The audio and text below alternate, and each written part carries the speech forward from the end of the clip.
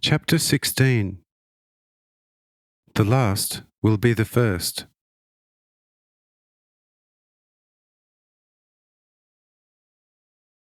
On coming over to me, Philippold said, "Lord, I have sinned without limit against you, but only my great blindness was responsible for this. But now that you, O Lord, made me see in the most miraculous way, and I recognize who you are, I beg you for the sake of your eternal love and wisdom, that you would forgive me, a poor blind sinner, the transgressions I have committed against you and my neighbours, as you pointed it out to me before. Had I written down your holy word, then by all the heavens, not even one accent should have remained unfulfilled.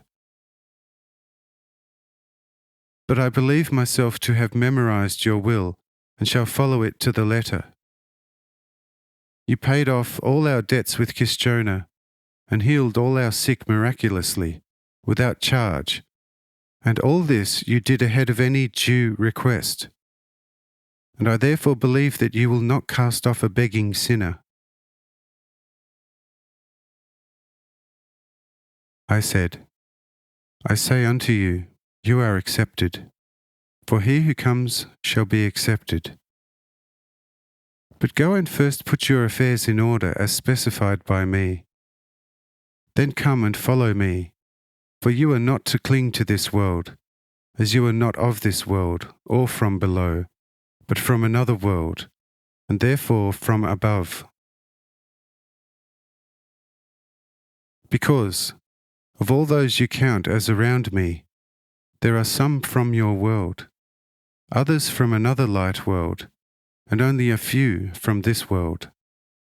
And these few don't mean much, for the world still matters more to them than I. Therefore, they are capable of only little or nothing. I selected this earth, however, because its children are the last and lowliest throughout all of infinity. And therefore I put on the garb of the deepest lowliness, to make it possible for all the creatures of my most endless creation to come unto me. From the lowliest planetary inhabitants to those of the highest arch-primordial central suns, all are to be enabled to come unto me along the same path. Therefore, let it not astonish you that you meet me on this most imperfect and last planet of my entire creation. For it is I who want it thus. Who therefore is to prescribe to do it differently? Says Philippold, "Lord, whoever would want to or could give you advice, if he believes and recognizes that you are the Lord from eternity. But now I shall depart in order to attend to your holiest will immediately." With these words, Philippold rushes off, together with all the local chiefs. But while quite a few Jews accompany them, to see what the Greeks would work out on their behalf, I myself am instructing the healed on how to conduct themselves in future, in order not to be revisited by their old illnesses. Everyone received this teaching gratefully, and they thank me also most ardently for the great favour bestowed upon them. I, however, command them, one and all, to tell no stranger what they had seen and heard here, and to, as it were, betray me before time, the non-keeping of which would cause them to fare badly. But they all promised that no other place shall find out. I then let them go, and also tell the disciples not to make known this deed anywhere outside Kiss.